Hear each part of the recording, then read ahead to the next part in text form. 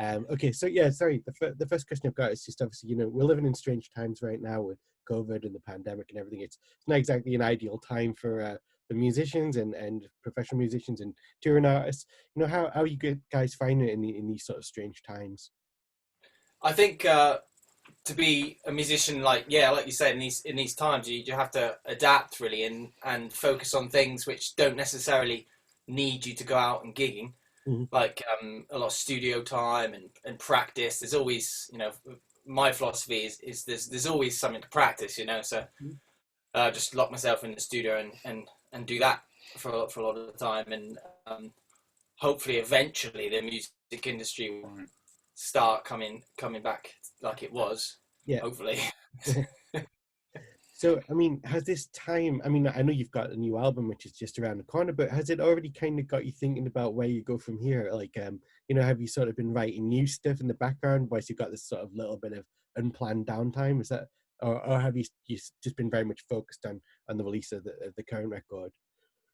Yeah, so I have written a lot of new stuff, focusing also on maybe a bit more of an acoustic angle, being that it's hard. It's been hard to do rehearsals and sessions with the guys because we haven't been allowed to because of the restrictions, and also like when will we start gigging again? Because who knows? So it's just kind of figuring out a plan that fits into the current situation and try to sort of maintain some sort of positivity for the future, but yeah. That's cool. So obviously you're about to release your new album on the 30th of October, which is kind of just right next door to Halloween as well. So I was just wondering, was that a conscious decision to sort of release it around Halloween, or was it just a kind of happy coincidence? Yeah, we wanted to scare everyone with it, so a pre-scare. Yeah, scary band, aren't we? We should have just done it on Halloween, to be honest. We should have just released on the 31st and be done with it, like a ghoulish release. I think it's quite nice that it's the day before, because a lot of bands are releasing stuff on the actual Halloween, so we're a little bit just before them, which is kind of cool. So when people come around for trick or treat, you're gonna give them the record at the day. Yeah, precisely. It's a marketing ploy, to give more CDs out. So now that we're just a couple of weeks away from the release, how are you guys feeling about it? Are you kind of excited? Are you nervous? Are you curious? Or is it kind of a bit of all of the above? I'm really excited. We're having some great reviews coming in at the moment, so it's always a pleasure to read those. And we've got some new merch coming out as well, some new T-shirts and some like stickers and bundles and stuff on the web. Check out the pre-order link, which will be down here or something, or up there, who knows. But yeah, how about you? I feel I'm doing all the talking. from that, always. Yeah, I mean, we've got lots. We're really excited about it. I'm excited about it. But like you said, it's a weird time. So it's one of those where you're not quite sure how to feel about it and what will happen. What will happen? It is what it is, as I say. So we believe in it. We love it. We love the album, and like Jay said about the reviews, we've got some great feedback coming back in, and we're really positive about it. And we can't wait to get out there and actually do a tour with it, and rock it out in the live sense rather than just on streaming and CD versions or whatever. So it's good. That's what I'm a bit upset about, is the fact we can't do an album launch show, really. Right. I thought that's quite a hit in the gut, really, because that would have probably pushed it quite well, locally especially. But then you got to adapt, didn't you? So we've got Webfest coming up, which is like a slick performance we've done.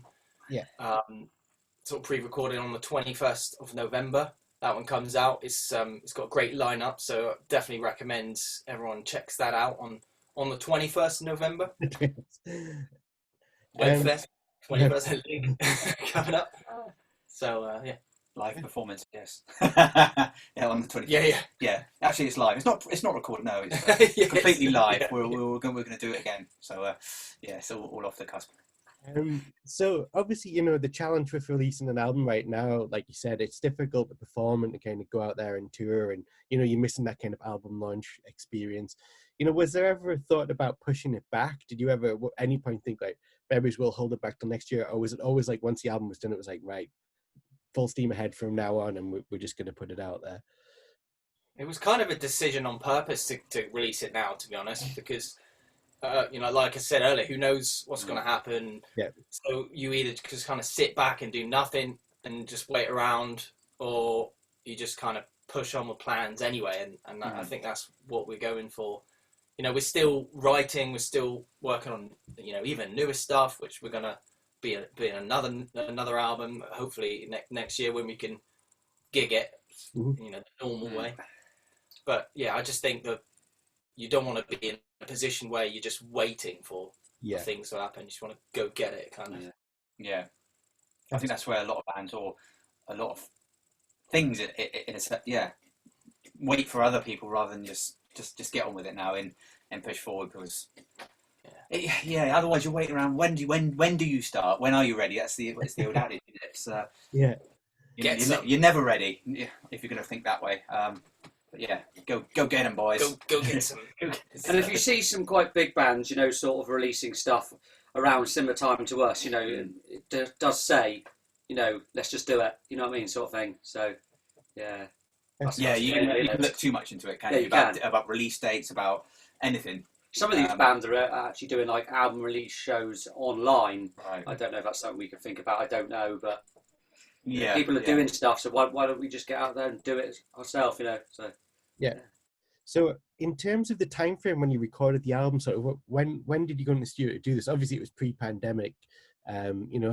Was it last year or start of this year, or it was a little bit more than last year, to be honest. But it just felt the right time to get it out now, and especially in the deluxe edition. Yeah.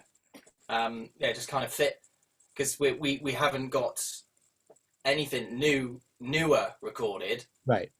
And we still had this album, in our midst, so we just thought we'd push it out. That's cool. In this gap. So, I mean, the album, you worked with Alan Johannes, obviously, a great producer, Queens of the Stone Age. I saw him play with Them Crooked Vultures as well, alongside Dave Grohl. You were there, were you? Yeah, I saw him with Them Crooked Vultures. I did 3 times. Awesome. Crooked Vultures, Crooked Vultures 3 times, yeah. Phenomenal band. And I've seen him play solo as well at Leeds Festival. He's, a great musician, very talented producer. What was it like working with Alan, and kind of what did he bring to the table with the record?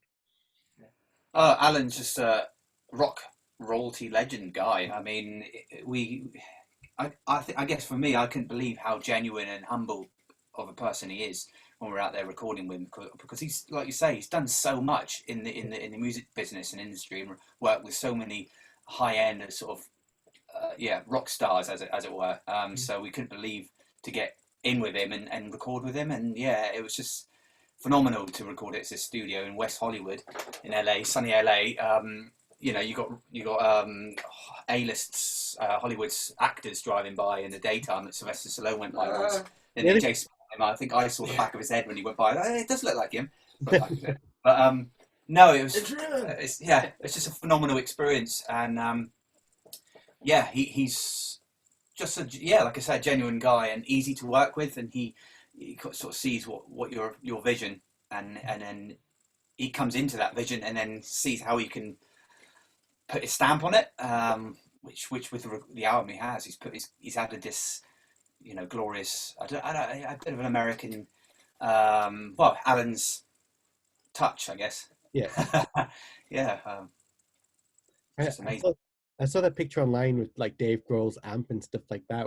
Did that make you nervous when you think better not break his amp or something like that? Yeah, he's in the amp room. I say amp room. It's one of Alan's bedrooms, wasn't it? That he's converted into like a recording booth thing, big booth for the amps. But it was like a pillow in the back of his amp Jason was recording, and he pulled it out and it said Foo Fighters. So it was actually used, I think, on quite a few of their stadium tours. His amp. I think. It was incredible, and could have been. Yeah, and the amp that I got to use for a lot of the tracks, if not all, we recorded, it's mic'd up anyway for the tracks if we wanted to use it, was the bassist Nick from Queens of the Stone Age. Oh, Nick Oliver. So Songs for the Deaf, it was the same amp I got to record on that he used for that album, which you can hear on Adrenaline on the album.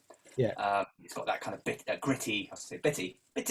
gritty sound, which it's just it's an awesome tone, and no two amps are the same. I think it's a bit like guitars, isn't it? It's something subtly to the refined ear you can tell, but it was amazing. So much colour and just mind blown. Yeah, ripped. It rips. Yeah, rips. It's so loud, isn't it? Yes. So you had to stand, at least 20 meters away from it, kind of thing. That's it. You need to turn it up to 11 sometimes to make it work. Turn it up to 11.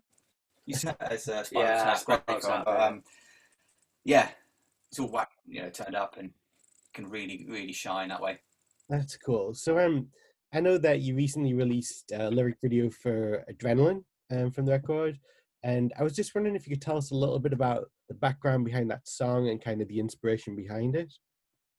So a really good friend of ours had a sort of medical diagnosis, which was obviously quite a hard thing to go through, and it was just really dealing with that and not making that who you are. Once you get, like, you've been given this diagnosis, and then you either go down a downward spiral of being like, oh, this is who I am.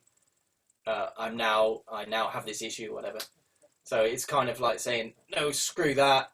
I'm just going to keep going and see what happens with a positive mindset. Yeah, that was the angle, really, in an aggressive kind of adrenaline way. Yeah, and then from there you've gone on with the second video is the for The Sound of Rain, and just watching that video, it's quite cool. You guys are coming up the side of the hill with all your gear across your back. I was thinking that's quite possibly the most difficult load-in ever. Yeah. I was just wondering, can you give us a little bit of an idea about the sort of what was your vision with that video? I mean, what were you thinking about exactly? Because pulling amps and drums at the side of a hill is not sort of everybody's idea of fun. Yeah, I'm not going to lie. Like the pallet had these big caster wheels on, and it kept on getting stuck in mud mounds, and it was on Dartmoor. Right. So it was, when you see us struggling pulling the rope, it genuinely was quite a tricky situation. Yeah. But we have done loads of gigs with some really awkward load-ins, so we just thought we'd try and convey that. Being a musician is kind of awkward load-ins and driving. Yeah. Absolutely. So yes. that was our angle. But with regards to the creative side of the video, that all the credit's got to go to Elliot Montello, the director and cameraman. Yeah. Did a great job on that. It was sort of his vision. We went to him with an idea I like the idea of coming out of water and then making the journey, and then Elliot was like, yeah, got a good plan for that. That's great. So obviously your sound, it's quite varied. It's not like you put into one specific box. You're quite genre defying as a band. I mean, do you prefer to try and keep it that way, and so that you're not pigeonholed into one specific sound, or gives you the flexibility to do whatever you like, really? Yeah, do you want to take it? Yeah, okay. Yeah, I suppose. Yeah. We like to do a bit of variety. We've played a lot of different styles of music, throughout our lifetime. I played in death metal bands. Jason's played in wailing guitar bands. We have done the covers thing in the past, sort of thing. So we like different styles of music. We like to show that in our stuff, really, which is great, really. Yeah, so something that's evolved, I think. Yeah, exactly. It's tricky to. We've never had a vision of what our sound should be. It's something that's just sort of collated from random various bands and music, and the way we've our upbringing and the music that our parents listen to. I mean, it's just a big cauldron of musicalness. And just like with this, excuse me, what the guy said, just take where the song goes, and then if it leads into that sort of direction, then I love being a 3-piece. trying to fill the sound up as much as possible. Yeah, it's good fun that. And then that, just push that even more with certain effects pedals, and then it kind of leads on to maybe sounding a bit more anthemic. Yeah. Like with the way you get the delays and stuff. So and then that feeds you. You're like, oh, let's make it even more anthemic. And try to go down that route. That's cool. And obviously, I mean, you just mentioned there as a 3-piece, you've got a really big sound for a 3-piece band. So do you feel like Dan and Robin, do you feel like you really, as the rhythm section, kind of have to do a little bit more than you would if you had a rhythm guitarist? You kind of playing both roles at the same time kind of thing? Funny, isn't it? Because you want to fill the sound, but in a simple way. Yeah. It's something where you're not complexing the music. Yeah, you're not you're not overplaying. Yeah. So I think for our rhythm section, keeping it pumping. Yeah. You can have to interplay a little bit. You don't have to, for example, the bass guitar being on every kick drum, but it's something that, it complements Jace. That's why I've always looked at it. The bass and drums are kind of this rock solid castle foundation thing going on, and then Jason's like the little fairy, the little guitar, and that's on top. And it's literally, you got this shimmering guitar, the delays, and it's something that it sits on top of this bed of rockness, of solidness, whatever. It's been quite good. I think it's been quite a good sort of like learning curve in a way, because like I've played in bands before, being like 4 pieces, 5 pieces, where like I've played in speed death metal bands where I've had to do a lot of bass pedal stuff, but generally the bands I've been in, I haven't had to fill the gaps in the sound. So with this stuff, me and Dan are constantly looking at each other, locking in those, stabs and bass parts, and making sure we're locked in together to fill that gap. Yeah. So really good. Yes, definitely. Have you ever toyed with the idea of adding a second guitarist, or has that never really been on the agenda? Well, we did. This is years ago now, isn't it?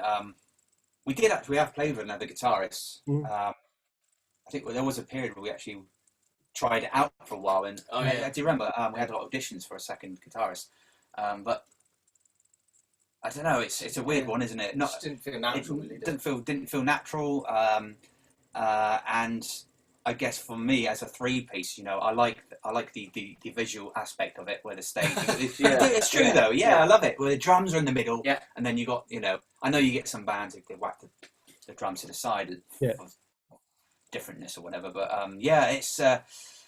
it's more stage space. That's what we love. more space to rock about, and it was difficult to get. More space in the van.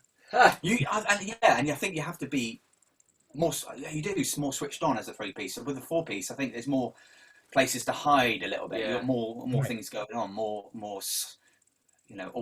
audible spectrumy frequencies going on, and then it's easier to not feel so. As a 3-piece, you're much more musically naked, as it were. Maybe if one day we love a bit naked as well. Maybe if we make it's Dr. Robin. No, maybe one day, if we ever make enough sort of money, sort of like Biffy Clyro do, we can pay for like a session guitarist like they do, who sort of stands on the side of the stage and fills those little gaps in. Yeah. Just waits for the right time. Yeah, just play no more. Exactly. And it's really cool actually. It's quite nice to see when I've seen them live a few times. The guitarist is actually quite a bit. Well, I don't know for definite, but he looks a lot older than them. And it's quite nice. It's just obviously a guy that knows what he's doing. They're friends and they're really down to earth band, and they just get this guy to do those parts. And maybe one day we could do that. Yeah, maybe we get Alan Johannes in to. He would steal the show, wouldn't he? He would steal the show. It'd be but okay. If he doesn't mind, we can put him in. No, that sounds really bad. In the side room, but all right, I'll have Jimmy Page instead then. Yeah. Oh, that's funny. We drove past him, didn't we? In London. We did, didn't we? We did a gig in London, and we would drive. What was it? Covent Street, Oxford Street, or something? Yeah. Literally, sort of rush hour. And Jason, on the way back from a gig. And Jason goes, "That guy looks a bit like Jimmy Page." And we're like, "Nah, you haven't. You put him in the leg." And he was sort of wind down the window. Hello, Jimmy. I said, "Hey, Jimmy," and he looked round. I was like, "God, it is him." It's Jimmy. I managed to snap a photo. He was hiding himself, wasn't he? I have got a photo of that. If you'd like to see it, I'll find it. And it's me I just took a quick photo of him, and you can see sort of side. You just went, Jimmy, and he went. yeah. how you doing, buddy? Right, like I almost was a mate of his. So, how you doing, man? Yeah, that was funny. There you go. So yeah, he could be your touring guitarist, and when you're the next Biffy Clyro, there you go. Jimmy Cliff. Yeah, exactly. Yeah. Royalty, absolute royalty. Yes. So obviously you mentioned there about the New Wave of Classic Rock webcast on the 31st of November. And I know 21st. Is it 21st? Sorry, 21st. So, how do you guys feel in general about this whole kind of idea of live streaming shows at the minute? I mean, it must feel a little bit weird not having like the kind of audience in front of you and that type of thing. Does it make you more or less kind of nervous when you're performing in that kind of environment as opposed to going on stage? I actually love it, to be honest. In a different way to gigging, because in when I practice by myself, obviously I try and emulate the live setup as much as possible. Right. So when you get to a live show, you're not in a different position, and then it's all new again. So I'll tend to like practice standing up, with the mic stand here, and then I just kind of got comfortable with that, practicing to a wall. So when it comes to doing a live stream or a recorded stream, it just feels like I'm practicing, and I love practicing. So. That's fine. And it's great to be able to play together, isn't it? So it's all good fun. For me, it's a bit more pressured, because like if we're doing like a pre-recording for anything, you have to be nailed, 100% perfect. Not saying we aren't live, but you've got that pressure of it's got to be perfect, and if it's not, we've got to do another take, and you know what I mean. So it can be a little bit pressured, but yeah, like Jay says, it is fun. It's a different aspect, and it's a different aspect to look at instead of just playing live. So yeah, in front of an audience. So in terms of your set list for this New Wave of Classic Rock show, I mean, can you give us a little bit of teaser? What was it like? How much of the new album did you include, or is there any surprises in there? I'm not going to reveal too much because I'll give away the surprise. But we're playing tracks from the deluxe album. Yeah, and we ordered them the best way we can. And we've got some nice lights as well. We always try and like transition tracks from one to the other, because if you go and listen to a world internationally famous DJ, they don't stop each track and be like, okay, the next song is this, and then play and stop. It just kind of kills the vibe. Yeah. So we always think that if you just keep the sound going on and transition between them in the best way you can, it keeps the flow. It's definitely great links. Improves the flow. So haunting guitar swells and that. I love that kind of stuff. And just swash. Big sort of swishy swashy cymbals. Swishy swashy cymbal hits whilst he's twiddling on like sort of like on like his guitar, doing sort of like, what would you say, like sort of like whale song. I wouldn't say it's spooky, but it's kind of like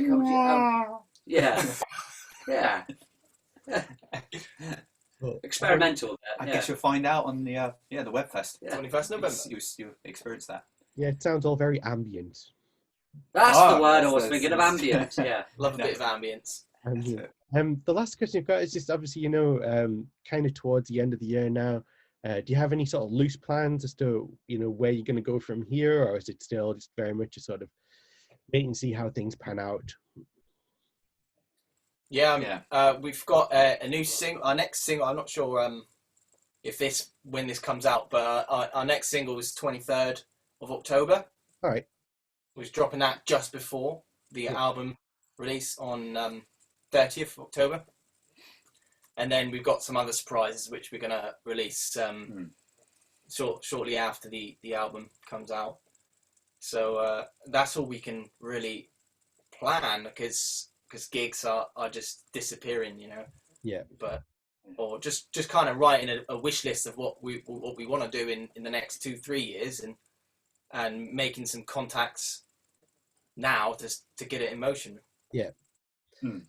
That's cool. Well, that was the last question. Have you? Obviously, it was really nice chatting with you guys again. Always good to catch up, and hopefully next time I get to see you, it won't be via the internet. We'll be able to meet up in person or something.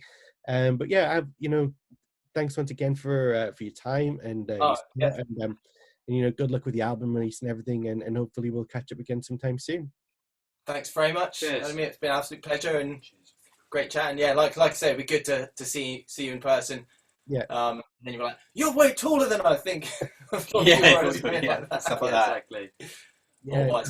Or the other, or you're shorter than I thought. No, I'm tall. Look, No, I'm Robin- the tallest one. I'll be Yeah. surprised. Like, Robin will be the tallest one of you all, and I'll be like, I am. I am. Look, the Look, yeah, tallest. you're tallest. Yeah, I'm standing up right now. Yeah. Tallest one, yeah. well, thanks so much, guys, and have a great weekend, and then whatever you guys are up to, and I'll catch up with you guys soon. Cheers. Thanks a lot. Adios. Okay. See you Bye. later.